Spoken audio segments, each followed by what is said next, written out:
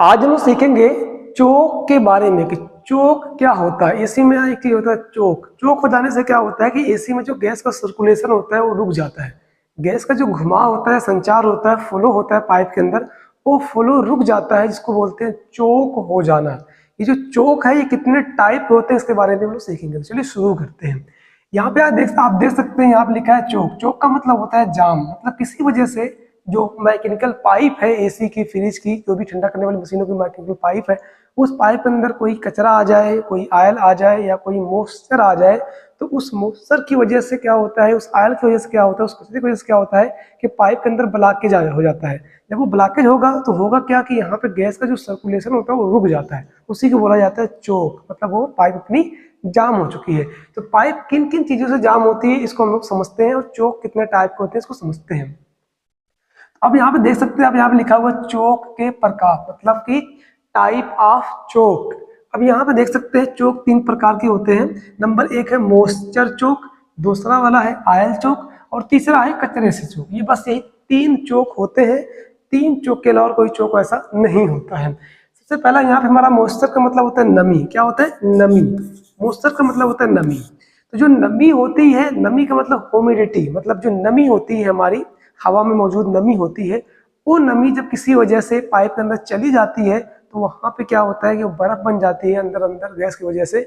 फिर वो अंदर बर्फ बन करके पाइप के अंदर पूरी तरीके से ब्लॉक कर देती है पाइप को, और फिर गैस का जो सर्कुलेशन होता है वो रुक जाता है, और एसी हमारी कूलिंग करना बंद कर देती है। तो याद रखिएगा, जब कभी हम लोग गैस चार्ज करते समय वैक्यूम करते हैं ना, गैस चार्ज करने से पहले जब हम लोग वैक्यूम करते हैं, तो वैक्यूम जब सही तरीके से नहीं कर पाते हैं या वैक्यूम पंप का यूज नहीं करते हैं, कंप्रेसर या किसी जुगाड़ वगैरह से वैक्यूम करते हैं, तो वहाँ पे नमी सही तरीके से पाइप के अंदर से निकल नहीं पाती है, और वो नमी पाइप के अंदर ही रह जाती है।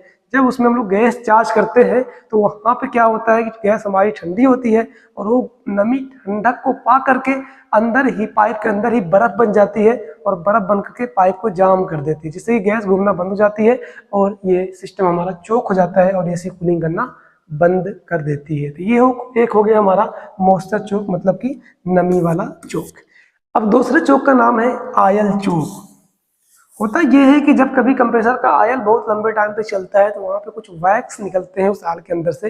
वैक्स का मतलब गंदगी कह लीजिए, खराबी कह लीजिए, जो कंडेंस नहीं हो पाता है। तो वैक्स कुछ निकलते हैं आयल के अंदर से और आगे जाने लगते हैं, और आगे जाकर के कैपिलरी के इंड पे जहाँ पे कूलिंग शुरू होती है, वो वहीं पे जाकर के कैपिलरी के इंड पे अंदर ही वो बर्फ बन जाते हैं, और बर्फ बन करके क्या करेगा, पूरी तरीके से उस कैपिलरी को जाम कर देगा, और कैपिलरी जाम होगी तो गैस का घूमना भी बंद हो जाएगा और कूलिंग भी बंद हो जाएगी।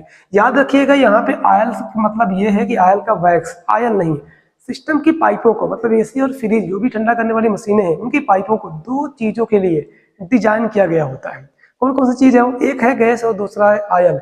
गैस और आयल के होने से, मतलब गैस और आयल के पाइप के अंदर होने से उस सिस्टम में कोई दिक्कत नहीं आएगी, चोकिंग वगैरह नहीं होगी। लेकिन आयल का वैक्स जो है, मतलब कहने का मतलब ये है, अगर आयल का वैक्स आ गया, आयल के अंदर से कुछ नमी टाइप का कुछ आ गया, तो वही जाकर क्या करेगा, चोक कर देगा। तो आयल से चोक तो नहीं होता, लेकिन आयल का जो वैक्स होता है उससे चोक होता है। इसलिए आयल से चोक नहीं होता है क्योंकि उसको डिजाइन ही आयल और गैस के लिए किया गया है। आयल और गैस उसके पाइप में घूमता है तो चोक वोक नहीं होगा। हाँ, बस यही होगा कि आयल अगर पाइप के अंदर ज्यादा आ जाएगा तो वहां पे कूलिंग सही से हो नहीं पाएगी, लेकिन चोक नहीं होगा। क्योंकि बात यह है कि हमारे सिस्टम में लगभग 4-5% आयल जो है वो घूमता रहता है। अगर ये चोक होता आयल से, तो जो 4-5% आयल घूम रहे हैं इनसे भी तो चोक हो जाता है ना। कैसे घूमते, ये भी ध्यान दीजिए। यहाँ पे बात यह है कि जब कभी लीकेज कहीं पे होता है तो वहां पे हमें आयल दिखाई देता है। अगर ये आयल घूम रहे हैं तो ही तो आयल निकल रहा है ना लीकेज की वजह से। तो अगर आयल से ही चोक होता तो फिर ये जो थोड़ा बहुत 4-5% आयल गैस के साथ घूम रहा है ये भी तो चोक कर देता है। इसलिए आयल से तो चोक नहीं होता है, लेकिन आयल के वैक्स से जाकर के ये चोक होता है, और जिससे कि मतलब बर्फ बनती है पाइप के अंदर, और फिर ये गैस का जो सर्कुलेशन रुक जाता है, कूलिंग करना ये बंद कर देता है। तो कह सकते हैं कि ये नमी से भी जब चोक हो रहा है तो भी पाइप के अंदर बर्फ बन रहा है, जिससे चोक हो जा रहा है, और जब आयल से चोक हो रहा है तो भी पाइप के अंदर बर्फ बन रहा है, चोक हो जा रहा है। इन दोनों को सही करने का सिर्फ एक ही तरीका है, इसकी नमी को निकाल दिया जाए, इसके आयल के वैक्स को निकाल लिया जाए और गैस चार्ज किया जाए, सही हो जाएगा। तो आयल का वैक्स कैसे निकलेगा, नमी कैसे निकलेगी? तो इसको निकालने का सिर्फ एक तरीका है, ओनली वन, वन तरीका सिर्फ है, उसके अलावा कोई तरीका नहीं है। वो तरीका ये है कि आप वैक्यूम पंप के जरिए से अच्छी तरीके से वैक्यूम करिए, जिससे कि वो भाप बना बना करके इस नमी और ऑयल के वैक्स को बाहर निकाल लेगा। फिर पाइप एकदम क्लीन हो जाएगी, ड्राई हो जाएगी। फिर गैस चार्ज करेंगे तो गैस अच्छी तरीके से उसमें सर्कुलेट करेगी, घूमेगी और कूलिंग आपकी होगी। तो इस चोकिंग को सही करने का तरीका क्या है? सिर्फ वैक्यूम करना है और गैस चार्ज करना। फ्लैक्सिंग वगैरह करने की इसकी कोई भी जरूरत नहीं है ऑयल की। हाँ, अगर करना चाहे तो नाइट्रोजन से करिए, बाकी अदरवाइज फ्लैक्सिंग आपको करने की जरूरत नहीं है। वैक्यूम करिए, गैस चार्ज करिए, सही हो जाएगा। आगे बढ़ते हैं कचरे से चोक के बारे में। जब कभी लंबे टाइम तक कंप्रेसर चलता है यहाँ पे कई सालों तक, तो होता यह है कि कंप्रेसर के आयल जो होता है ना, उसके अंदर कंप्रेसर के अंदर आयल होता है, वो आयल चोक खराब हो जाता है, गंदा हो जाता है। अगर आप लोग गाड़ी को सर्विस कराने जाते होंगे, देखते होंगे कि जो मोबिल एकदम साफ, एकदम प्योर, एकदम पतली मोबिल डाली गई थी, वो मोबिल कैसी हो जाती है? पूरी तरीके से काली हो जाती है, पूरी तरीके से मिट्टी टाइप का हो जाता है, गाढ़ा हो जाता है, गंदा हो जाता है। सेम उसी तरीके से जो कंप्रेसर हमारे होते हैं, उस कंप्रेसर के अंदर भी आयल डाले गए होते हैं लुब्रिकेशन के लिए, चिकनाहट के लिए आयल डाले गए होते हैं। होता ये है कि जब ये चलता है सिस्टम कई सालों तक, लंबे टाइम तक, तो ये जो आयल होते हैं ना, ये गाढ़े हो जाते हैं, गंदे हो जाते हैं, खराब हो जाते हैं। तो इस ये क्या होते हैं, कचरा टाइप का बन जाता है। तो फिर ये जब गैस इसमें घूमती है, यहाँ से निकलती है, तो गैस के साथ ये थोड़ा बहुत कचरे भी जाकर के आगे जाकर के पाइपों में फंस जाते हैं। यही आयल की वजह से कचरा बना, और कचरा कहाँ गया? जा करके फिल्टर में, कैपिलरी में जा करके फंस जाता है। तो फिर जब ये फंस जाएगा, जाहिर सी बात, पूरी तरीके से हमारी कैपिलरी पतली सी पाइप होती है, उसमें जाकर के ये अगर कचरा फंस जाएगा, तो फिर ये गैस का जो सर्कुलेशन है, जो गैस का घुमाव है, संचार है, फ्लो है, ये रुक जाएगा। फिर उसके बाद क्या होता है कि कूलिंग भी हमारी पूरी तरीके से बंद हो जाती है।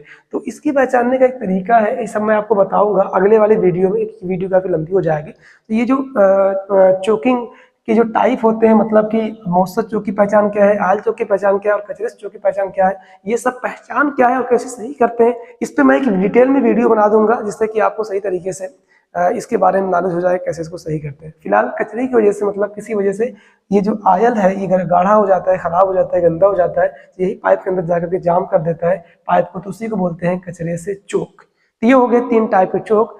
एक होता है हाफ चोक और एक होता है फुल चोक। इन्हीं सब के जरिए से होगा वो चीज। क्या होता है? एक हाफ चोक। क्या होता है?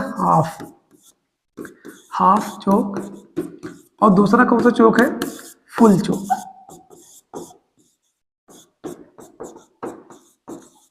हाफ चोक का मतलब ये है कि जब कभी यहाँ पे जो हमारा कचरा है थोड़ा बहुत रहता है, आधे कैपिलरी को जाम किए रहता है। मतलब कैपिलरी देखिए इतनी मोटी कह लीजिए है, कैपिलरी इतनी मोटी है, तो इस कैपिलरी के अंदर अगर आधा कचरा जाम रहेगा तो गैस आधी जा पाएगी ऑपरेटर में, और कूलिंग क्या होगी? आधा ही हो पाएगी। तो ये जो हाफ चोक होता है, तो आधा कचरा होने की वजह से हाफ चोक होता है। या फिर कभी का मूसक बनता है, बर्फ कभी हट जाता है, तो उसको बोलते हैं हाफ चोक। जब ऐसी थोड़ी बहुत कूलिंग कर रही हो तो उसको बोलते हैं हाफ चोक। लेकिन जब पूरी तरीके से चोक हो जाए, और मतलब पूरी तरीके से वो जो एसी है कूलिंग करना वो बंद कर दे, तो उसको बोलते हैं फुल चोक। याद रखिएगा, चोक कूलिंग जो अपनी है ये कंप्रेसर के प्रेशर डाउन होने से भी बंद होती है और लीकेज होने से भी बंद होती है। लेकिन अगर चोक में अगर ऐसा होता है कि चोक था और ये कूलिंग थोड़ा बहुत कर रहा था, तो हाफ चोक है।